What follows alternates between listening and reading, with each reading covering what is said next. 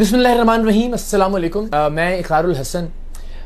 ایک اور ایسی ویڈیو کے ساتھ حاضر خدمت ہوں جسے تھوڑا سا حساس کہا جا سکتا ہے، کیونکہ کچھ موضوعات وطن عزیز پاکستان میں ایسے ہیں کہ جن پر بات کرتے ہوئے بہت سارے لوگ گھبراتے ہیں، اور اس کی وجوہات بھی ہیں کہ ان ٹاپک سے بات نہیں کرنی چاہیے، یا اس بات کو کسی اور انداز سے لے لیا گیا تو آپ پر غداری کا ٹیگ لگ سکتا ہے، آپ کی حب الوطنی پر شک کیا جا سکتا ہے۔ لیکن وہ کہتے ہیں نا کہ دشمن مرے تو خوشی نہ کریے، سجنا بھی مر جانا، کہ یعنی اگر خدا نہ خواستہ جسے آپ دشمن سمجھتے ہیں، جس سے آپ نفرت کرتے ہیں، وہ مرتا ہے تو اس پر خوشی نہیں منانی چاہیے، اس لیے کہ اپنوں نے بھی اس دنیا سے جانا ہوتا ہے۔ تو بھارت میں جو اس وقت کرونا کی صورتحال ہے، سب سے پہلے تو یہ دعا کہ پروردگار وہاں کے انسانوں پر رحم فرمائے۔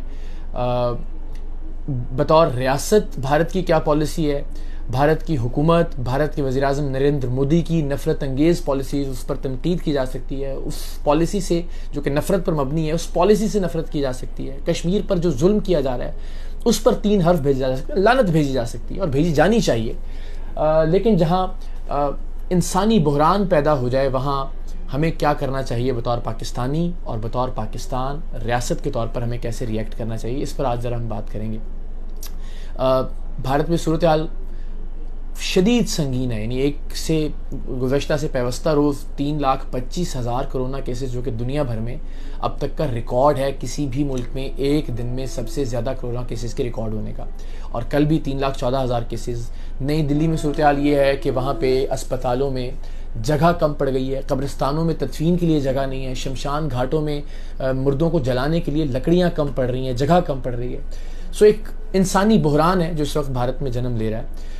آکسیجن سلنڈرز کے حوالے سے بڑی تشویشناک صورتحال ہے، بہت سارے اسپتالوں میں کچھ گھنٹوں کی آکسیجن رہ گئی ہے، اور پھر کسی طرح سے اس کی سپلائی کو یقینی بنایا جا رہا ہے۔ آکسیجن چوری ہونے کے بہت سارے واقعات ہو رہے ہیں، پولیس کی نگرانی میں آکسیجن کو اسپتالوں تک پہنچایا جا رہا ہے۔ ابھی مہاراشٹرا میں ایک اسپتال کے اندر جو کووڈ کی وارڈ تھی، اس میں آگ لگنے کے نتیجے میں 13 افراد ہلاک ہو گئے، وہ خبر بھی۔ تو پے در پے انسانیت کے اعتبار سے اگر دیکھا جائے تو بڑی تشویشناک خبریں ہیں جو کہ بھارت سے موصول ہو رہی ہیں۔ ہمیں کیا کرنا چاہیے؟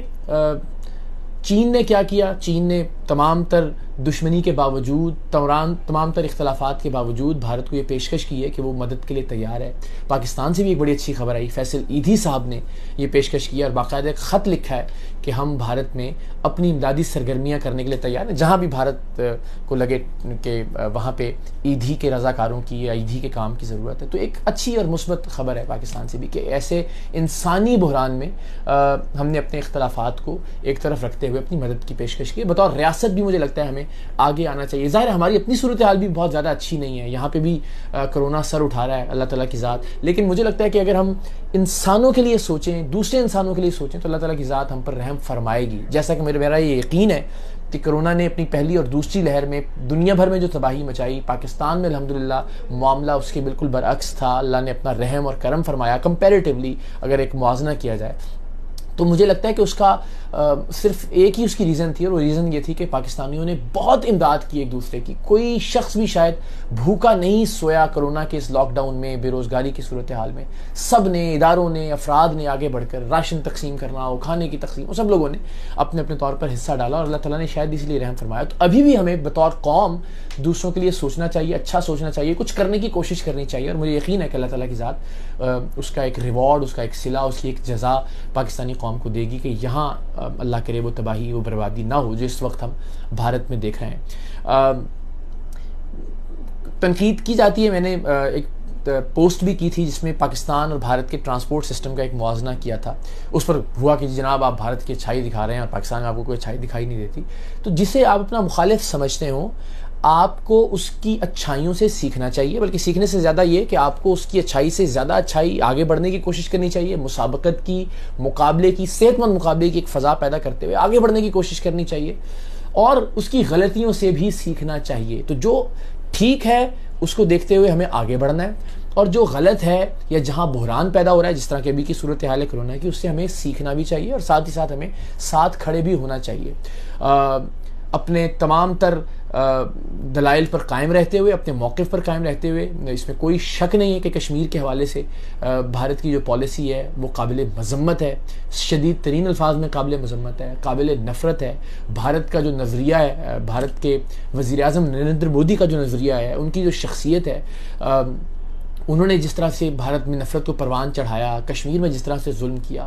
وہ قابل مذمت ہے، قابل نفرت ہے، بالکل اس میں کوئی دوسری رائے نہیں ہے۔ لیکن وہاں ایک عام انسان جو بیچارہ آکسیجن نہ ہونے کی وجہ سے مر رہا ہے، اس میں مسلمان بھی ہیں، اس میں دوسرے مذاہب کے لوگ بھی ہیں، ایک عام انسان جو اسپتالوں میں بستر نہ ہونے کی وجہ سے اسپتالوں کے صحنوں میں، کوریڈورز میں اپنی جان دے رہا ہے، ایک عام انسان یا مسلمان بھارت کے اندر جو وہاں کے اسپتالوں میں ڈاکٹرز کی کمی کی وجہ سے، آکسیجن کی کمی کی وجہ سے اپنی جان دے رہا ہے، ہمیں اس کے لیے ضرور ہمدردی کا اظہار کرنا چاہیے، دعا بھی کرنی چاہیے کہ اللہ تعالیٰ تمام دنیا کے انسانوں پر اپنی رحمت نازل فرمائے۔ تو جہاں دشمنی ہے، جہاں آپ کو لگتا ہے اختلاف ہے، وہاں ضرور اختلاف کیجئے، لیکن جہاں آپ کو لگتا ہے کہ یہاں آپ اپنے دشمن کو اپنی اعلیٰ ظرفی سے مات دے سکتے ہیں، وہاں آپ کو اعلیٰ ظرفی کا ضرور ثبوت دینا چاہیے، اور یہ بھی کہ نفرتوں کو کم سے کم کرنے کی کوشش کرنی چاہیے۔ مثال کے طور پہ پاکستان اور انڈیا دونوں کی مثال آپ کے سامنے ہے۔ اگر یہ جو جنگی ماحول ہے اس کو ذرا ہم کم رکھنے کی کوشش کریں، ہمارے جو اسلحے پر اخراجات ہوتے ہیں وہی اخراجات اگر ہم صحت کے معاملات پر لگائیں، صحت کے سسٹم پر لگائیں، صحت کے نظام پر لگائیں، اسپتالوں پر لگائیں، ڈاکٹرز پر خرچ کریں، تو شاید آج بھارت کی بھی وہ صورتحال نہ ہوتی جو اس وقت ہمیں دیکھنے کو مل رہی ہے۔ اور پاکستان میں بھی جب ہم خوف کرتے ہیں کہ یار کہیں ہمارا ہیلتھ سسٹم کولیپس نہ کر جائے، تو یہی بات ذہن میں آتی ہے کہ کاش ہم نے انویسٹ کیا ہوتا اپنے ہیلتھ سسٹم کے اوپر۔ تو اللہ تعالیٰ تمام دنیا کے انسانوں پر رحمت کا معاملہ فرمائے۔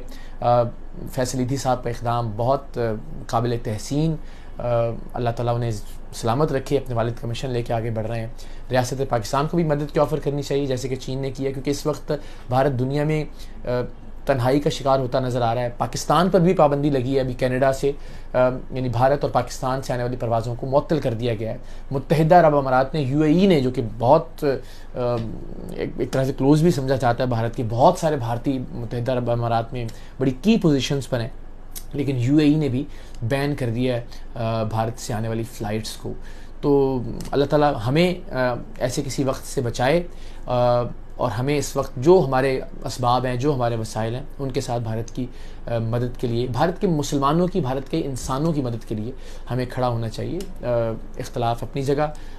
مودی سے نفرت اپنی جگہ، اور وہ برحق ہے، بالکل ٹھیک ہے، اس میں مجھے کوئی دوسری رائے نہیں کہ مودی نے جس طرح سے پچھلے کچھ سالوں میں نفرت کا بیج بویا ہے وہ اب ایک تناور درخت بن چکا ہے، لیکن جہاں انسانیت کی بات آئے وہاں پہ ہمیں دعا بھی کرنی چاہیے پروردگار سے، اور ہم جو کچھ کر سکتے ہیں وہ کرنا بھی چاہیے۔ تو اللہ تعالیٰ پاکستان پر رحم فرمائے اور پاکستان کے لوگوں کو اپنے حفظ و امان میں رکھے انشاءاللہ۔ پاکستان زندہ باد۔